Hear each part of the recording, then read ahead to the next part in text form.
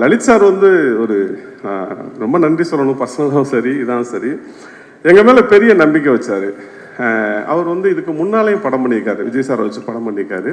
இப்போவும் பெரிய பெரிய படம் பண்ணிகிட்ருக்காரு. இந்த கதை வந்து நான் லலித் சார்கிட்ட ஒரு 40 நிமிஷம் சொல்லியிருப்பேன்னு நினைக்கிறேன். 40 நிமிஷம் அப்படி சொன்னோன்னே தமிழ் இந்த படம் நம்ம பண்ணிடலாம் அப்படின்னு சொல்லிட்டு ப்ராசஸ் ஸ்டார்ட் ஆச்சு. ஏன் அதே மாதிரி இப்போ தாய் கிழவின்னு ஒரு படம் வந்துச்சு.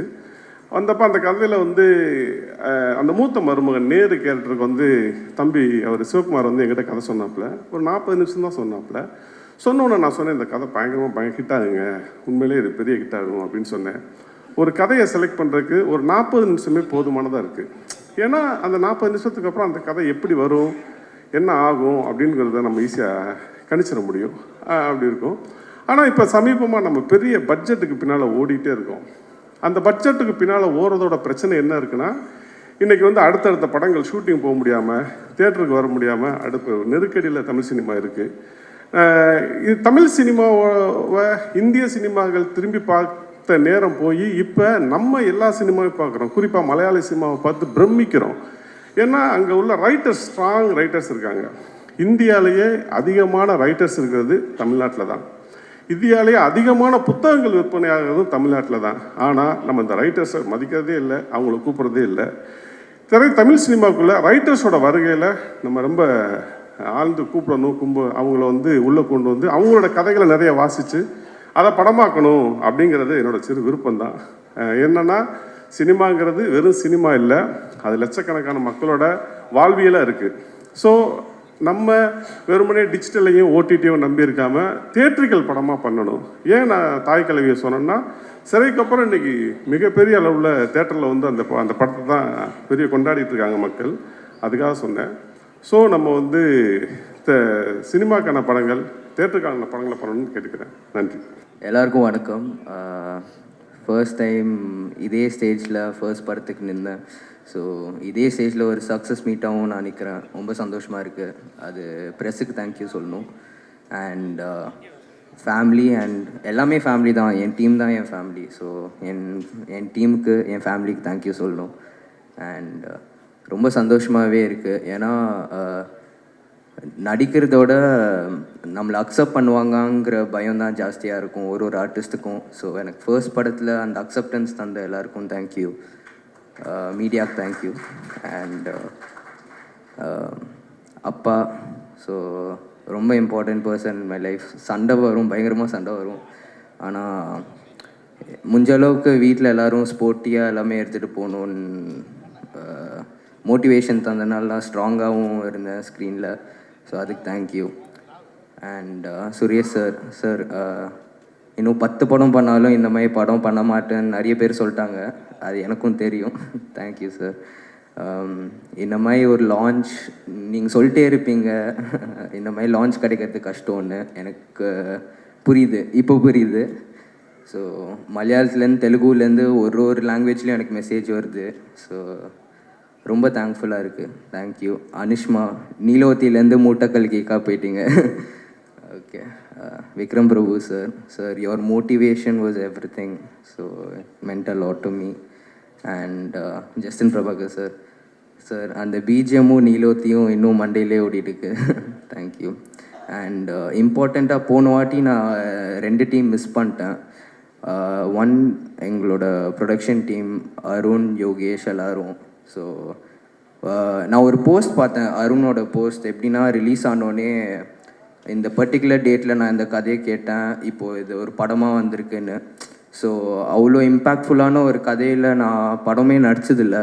ஆனால் என்னை ட்ரஸ்ட் பண்ணிட்டு அவன் பண்ணுவான்னு சொல்லிட்டு அவங்க அந்த கான்ஃபிடென்ஸ் அப்பாவுக்கும் எல்லாருக்கும் தந்தாங்க.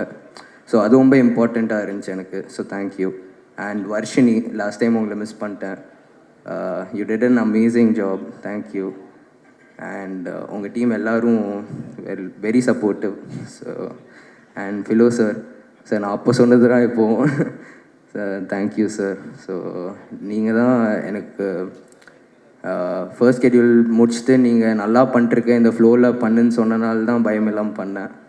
ஸோ கடைசியாக தமிழ் சார், தேங்க்யூ சார். எல்லோருக்கும் வணக்கம். நன்றியும் கூட. ரொம்ப சந்தோஷமாக இருக்குது. இன்றைக்கி இப்படி ஒரு அவார்ட் ஃபங்க்ஷன் பார்த்து ரொம்ப வருஷம் ஆச்சு எனக்கு. எங்கள் அப்பாவோட அவார்ட் ஃபங்க்ஷனுக்கு 1-2க்கு போயிருக்கேன். இன்றைக்கி வந்து நாங்கள் நடித்த படம் அதுக்கு அவார்டு கிடைக்குதுங்கிற போது ரொம்ப சந்தோஷமாக இருக்குது. தமிழ் சார் சொன்னீங்க 4 வருஷம் ஆனதுக்கப்புறமும் சிறை ரிலீஸ் ஆச்சு, என் படம் ரிலீஸ் ஆன மாதிரி அப்படின்னு. அப்படி நினச்சாதான் ஒரு டீம் வின் பண்ண முடியுங்கிறதுக்கு உதாரணம் இந்த படம். நான் மட்டும் இல்லை, இப்போ அவார்டு வந்து வாங்கினவங்க, வாங்க போகிறவங்க எல்லாருமே இது வந்து அவங்களோட சினிமான்னு லைஃப் கொடுத்துருக்காங்க. ஸோ அவங்க எல்லாருக்குமே நன்றி.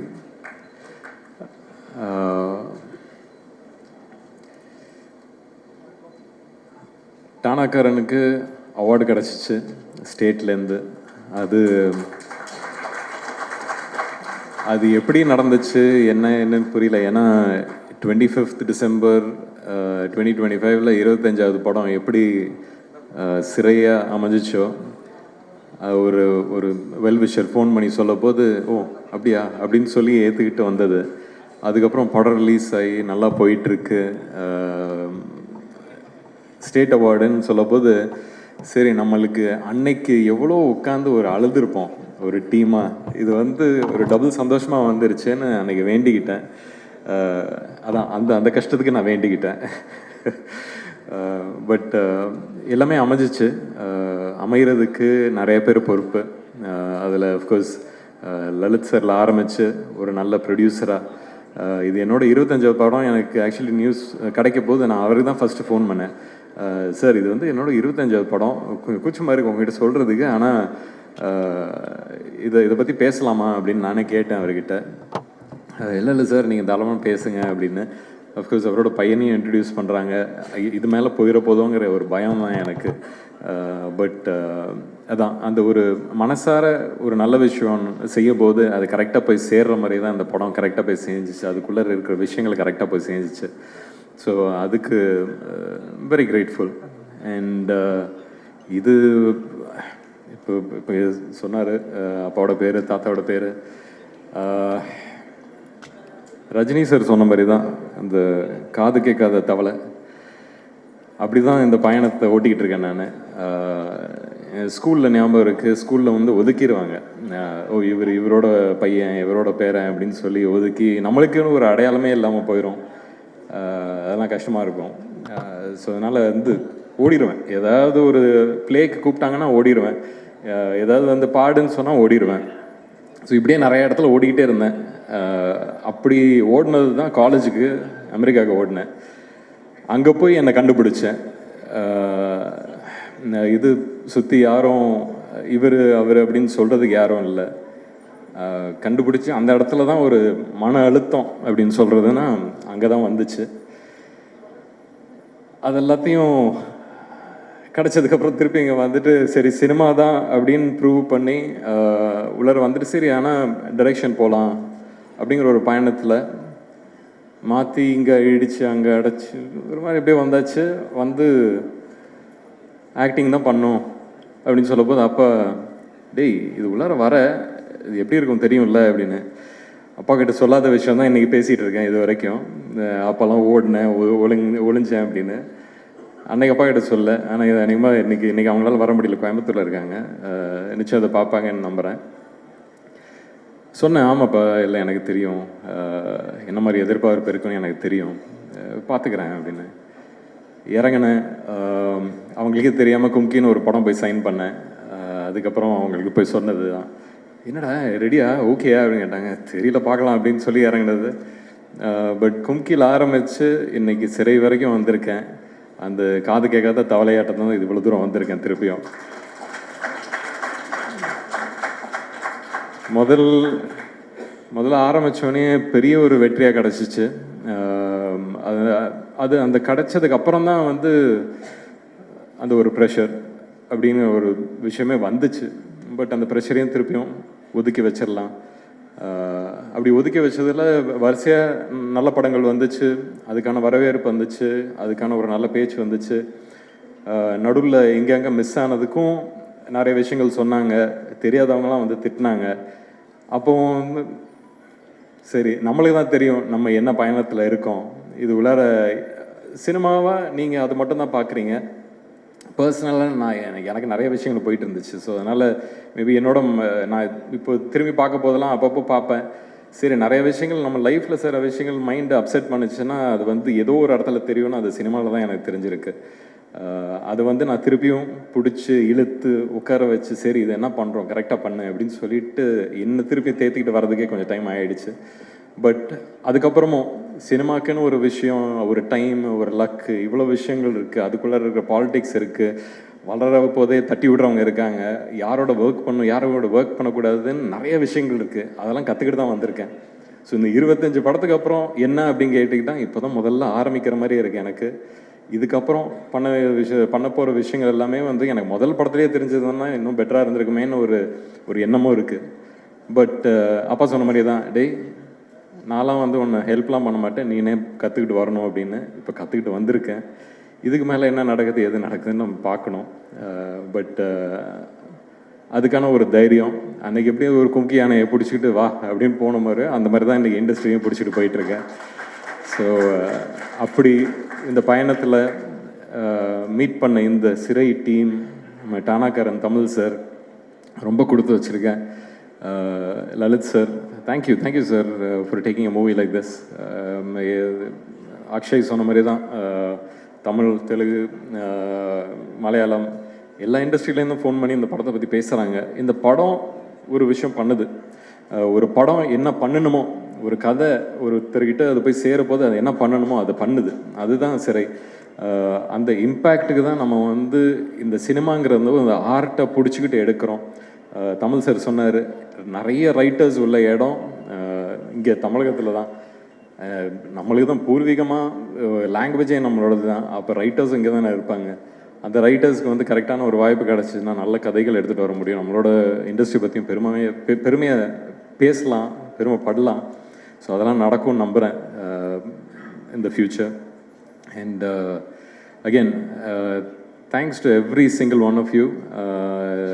Actually முதல் படத்துலேயே வர ஒரு சக்ஸஸ்ங்கிறது வந்து எப்படி எடுத்துக்கணுன்னா, இப்போ இவங்களுக்குலாம் இப்போ பாகுபலி வந்துச்சு, இல்லை மகதீரா வந்துச்சுன்னு வச்சுங்களேன். உங்களுக்கு அந்த மாதிரி ஒரு பட்டம் ஏற்கனவே உங்கள் கையில் வச்சுருக்கீங்கன்னு வச்சுங்க.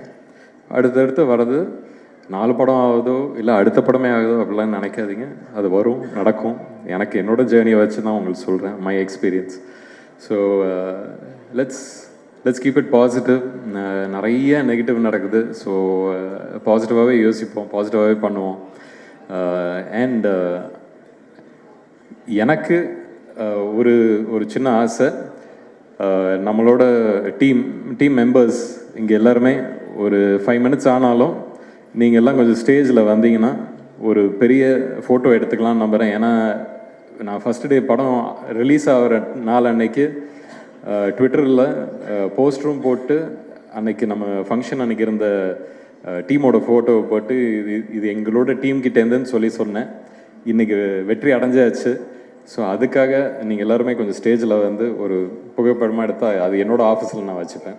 ஸோ கொஞ்சம் எல்லாம் நம்ம சிறை டீம் எல்லாருமே கொஞ்சம் மேலே வாங்க, எல்லோரும் வாங்க. கம் வர்ஷினி, ஆக்டர்ஸ் எல்லாருமே நீங்கள் டீம்னு நினச்சிங்கன்னா மேலே வாங்க. ஓகே,